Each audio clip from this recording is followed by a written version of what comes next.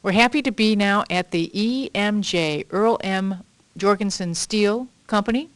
It's here in Schaumburg, and it's been here for a long time. I am with two distinguished gentlemen, Paul Iriati, who is the division manager for EMJ, and Tony Granata, who is the plant manager.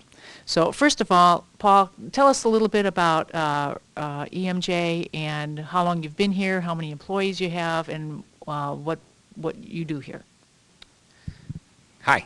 EMJ moved into this facility approximately 20 years ago. Since that time, we've had a number of expansions.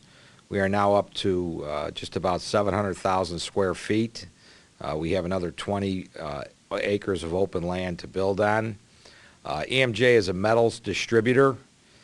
Primarily what we would do is we'll bring in large quantities of steel bar and tubing in both steel, aluminum, brass, stainless steel, and we will bring that in from producing mills globally, store that material, and sell it to any one of our 3,000 or 4,000 customers, active customers that we have, in usually smaller quantities than we bring in. We have about 400 employees that work out of the Schaumburg facility. We're a 24-hour-a-day shift, 5 days per week. So we run around the clock for 5 days.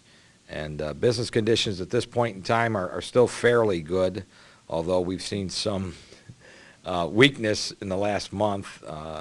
We still are out there actively shipping product and taking large orders daily. We'll acquire materials globally. Probably about 80% of our materials comes from North America. Obviously, it's a little easier to deal with domestic mills, and that is our preference, but you just can't get all the types of products that we sell from North American mills, so we're almost forced to buy them from other parts of the world. We receive up to 100 flatbed trucks a day of inbound material from mill partners, and we'll put that away, store it, and wait for a customer to order the material. About 80 to 90% of our orders do go out the very next day after they're ordered. We service an area geographically from this plant of about 180 miles or so.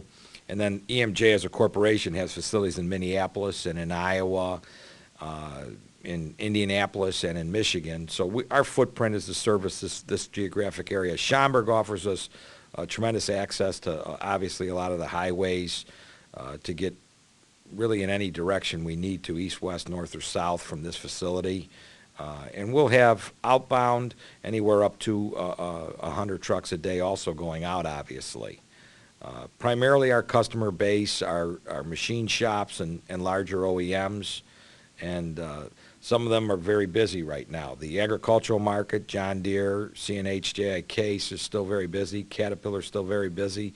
Yet other customers are starting to feel some of the pinch of the recession. So it's right now a mixed bag with our customers. Tony, out on the plant, you were showing us the automated capacity of the plant. How has that changed your job and the job of your employees? Generally speaking, for myself and the management staff, what it's done is automated our jobs in the ability to service the customer in a quicker fashion. All the orders now are in a non-print status, and basically we can send the orders from the sales guy right into the systems themselves and fill them either in truckload quantities or in whatever quantity the customer needs. And then for the employees on the floor, we employed all the ergonomic things that you need to employ and all the productivity things with the automation to make their jobs easier, more efficient, and clearly a lot safer. So where we can see a lot of the cranes that are moving the material, how did that used to happen? Was it forklifts, or certainly not by hand? Sure. We had some of the same tactics, just not the automated cranes that were being used.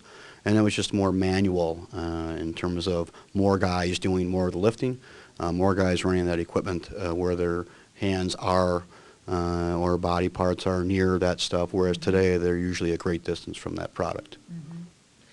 And the layout of the plant is that you have your deliveries coming out of the ends of each plant, and then it works toward the middle. What's the process there? Well, it's something we started about a decade ago. We call it center bay loading. And what we did is we spent around $10 million to change the entire flow of product. At the same time, we barcoded all of our product as well and all of our orders. And generally speaking, what we do is we bring stuff in from the ends of the building, we receive it, we store it in the center, we process it, and then in the center of the building where we do all the loading, we work from the east to the west, and we load the product based on whatever is completed at that time for that given truck. And on your expansion areas of the plant, you have, you store going up, and those are called cassettes. And how many different products do you have in those cassettes? How much of it, and how easy is that to captivate when you have an order? We have over, in the cassette system, which is the Casto automated retrieval system, we have over 29,000 locations of product, over 40,000 SKUs of product within those systems. It's as easy as, my 5-year-old filled the first order and received the first bundle many years ago. So it's a very simple process. Basically, you take it right from the computer to the system, and then it does everything else from there. It seems very efficient. Paul, you haven't noticed right now in this economic time that the business has declined?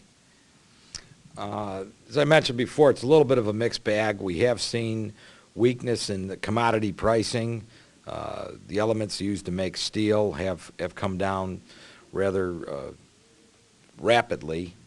So we're seeing some deflation in the pricing, but a lot of our customers are still very busy, and maybe they're just in the right markets. But the markets that really are holding up still for us are our agricultural markets, Caterpillar with their large construction equipment, and oil and energy is still going rather well.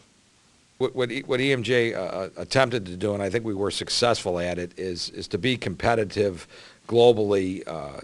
We did invest a tremendous amount of money in technology and automation, which really allows us to compete globally with any of our competitors and move it really faster and cheaper than we used to be able to, and in a more safe fashion, which is very important to us also. So we're just able to handle a tremendous amount more of metal, deliver it very consistently on time, and to our customer base at a relatively inexpensive cost because of this automation and technology that we employ here in Schaumburg. What is your average order? Our average order size is we're sort of like a Walmart. We stock, as Tony mentioned, in 29,000 cassettes, over 50,000 SKUs actually, and our average order size is only 700 pounds. So we have a tremendous customer base that we continue to service on a reliable basis, but at 700 pounds at a time. Are many of your customers local? We have a tremendous amount of customers right here in the Schaumburg Business Park. We also have a lot of customers in the surrounding area, and we reach out as far as some of the places like Peoria or Antigo, Wisconsin, where they have some larger OEMs. Terrific. Guys, thank you so much for your time and for sharing your plant with us. You have been here a long time, and I can tell you're going to be here for a lot longer in the future, and you're certainly helping with the job market in Schaumburg and in the economy. So thanks for the tour. Thank you. Thank you.